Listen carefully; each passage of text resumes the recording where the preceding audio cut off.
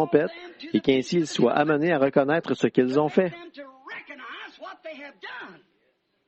Souvenez-vous, les sceaux, là, juste dans l'intervalle, il y a eu le 6e sceau. Et là, les 144 000 ont été choisis et appelés.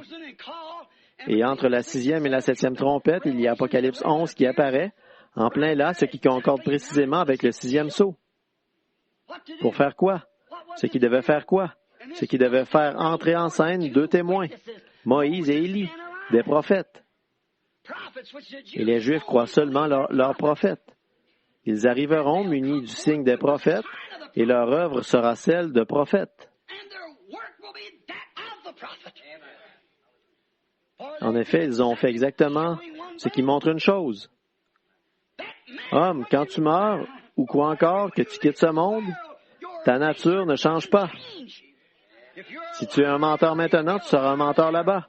Si tu es prompt à t'irriter ici, tu seras prompt à t'irriter là-bas. Si tu es un douteur ici, tu seras un douteur là-bas. Hommes et femmes, il est temps de vous secouer et de vous examiner pour voir où nous en sommes, car la mort n'y change rien. Ils étaient partis depuis 2000 ans. Moïse depuis environ 2500 ans et Élie depuis il y a presque 2500 ans qu'Élie est parti et Moïse était déjà parti. Les voici qui reviennent avec la même nature et ils font la même chose.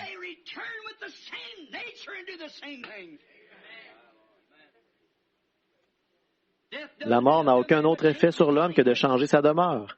Elle ne change pas votre nature, elle ne change pas votre foi, elle ne change rien en vous que votre demeure. Alors, quelle que soit votre nature ce matin, si vous doutez de la parole de Dieu, vous douteriez là-bas.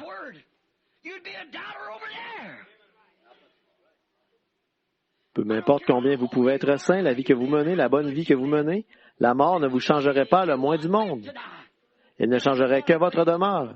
Si vous n'arrivez pas à accepter toute la parole de Dieu telle qu'elle est écrite, vous ne le feriez pas là-bas. Alors ne vous en faites pas, vous n'y serez pas. Vous devez l'accepter dans sa plénitude, dans la puissance de sa confirmation et la révélation de ce qu'elle est. C'est alors que vous en devenez une partie. Il n'y a que sa parole qui les ressuscitera, comme il l'a fait à sa parole le premier matin de Pâques. Il n'y a que sa parole qui est ressuscitée, et ceux qui étaient morts dans sa parole, en croyant sa parole, et qui avaient confirmé sa parole. Remarquez, il y a maintenant 2700 ans de ça. Remarquez, ils avaient été dispersés, ils avaient été aveuglés, et maintenant ils ont été rassemblés. Maintenant, la chose suivante, c'est qu'ils doivent recevoir la vie. Et ceux des nations ont été appelés à sortir. L'épouse est prête, l'enlèvement est proche. Pouvons-nous en prendre conscience? Pouvons-nous vraiment le croire? Est-ce une histoire qui a été racontée? Est-ce un mythe pour nous? Est-ce quelque chose qui semble être réel? Est-ce quelque chose que nous pouvons croire de l'extérieur? Ou est-ce quelque chose qui est en nous, qui fait partie de nous, qui compte plus que la vie pour nous?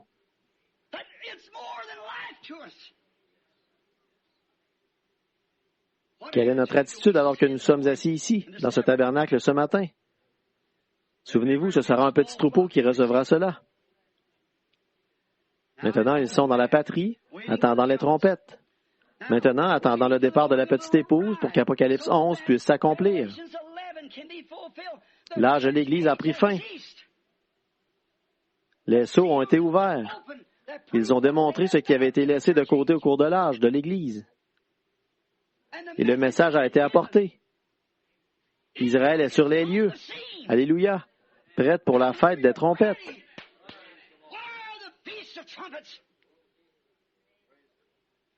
Ô vous les hommes des autres contrées où vous écouterez cette bande, ne pouvez-vous pas vous réveiller, mon frère? Ou est-ce que cela vous aveugle? Voudriez-vous le rejeter et appeler cela de la fausse prophétie, alors que c'est confirmé en plein devant vous par le monde, par le temps, par les gens et par le Saint-Esprit qui l'a écrit? C'est confirmé à la fois naturellement, spirituellement, matériellement. Tout ce qu'il a dit est accompli et prouvé. Israël dans son pays. On les a poussés à rentrer là-bas, menés là comme des brebis. Les loups ont couru après et les ont forcés à retourner se mettre à l'abri dans leur propre pays. Souvenez-vous, Israël a reçu la promesse qu'elle serait bénie, mais seulement à condition d'être dans son pays. Jamais Dieu ne bénit Israël quand elle est en dehors du pays. Abraham est sorti du pays, il a été condamné. Tous ceux qui quittent le pays sont condamnés. Dieu peut seulement bénir Israël quand elle reste dans sa patrie. Et elle y est maintenant, comme nation. Et l'Église a été appelée. Tout ce qu'elle attend, c'est l'enlèvement de l'épouse, qu'elle soit enlevée. Les sceaux sont ouverts. Ils nous ont été révélés. Nous voyons ce qui avait été laissé de côté. Vous qui voulez discuter et faire des histoires au sujet de la semence du serpent et du baptême d'eau et tout, vous êtes aveuglés et vous ne le savez pas. Le Dieu de ce monde vous a aveuglé à cela et vous ne le savez pas. Pas étonnant que j'ai eu tant de difficultés ce matin à lutter contre toutes ces pressions. Pour que leur prophète puisse se révéler en ce dernier jour, on ne peut pas le faire pour les trompettes de la fête des trompettes. Il a dit à travers Osée, « Je les ai frappés. » Maintenant, regardez bien, c'est à Israël qu'il parle. « Je les ai frappés. » Ou autrement dit, « Je les ai taillés. » Taillés pour les détacher par les prophètes. C'est ce que Dieu fait à son peuple. Il les a taillés pour les détacher des autres nations. Par quoi? Son épée à deux tranchants. Sa parole, il les a taillés. Sa nation pour la détacher des nations. Il a taillé sa nation pour la détacher des nations par les prophètes, sa parole confirmée. De même, il a taillé son épouse pour la détacher des dénominations par sa parole. Une promesse de Malachie 4 au dernier jour.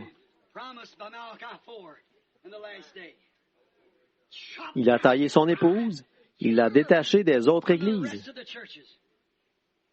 Il s'est taillé une épouse.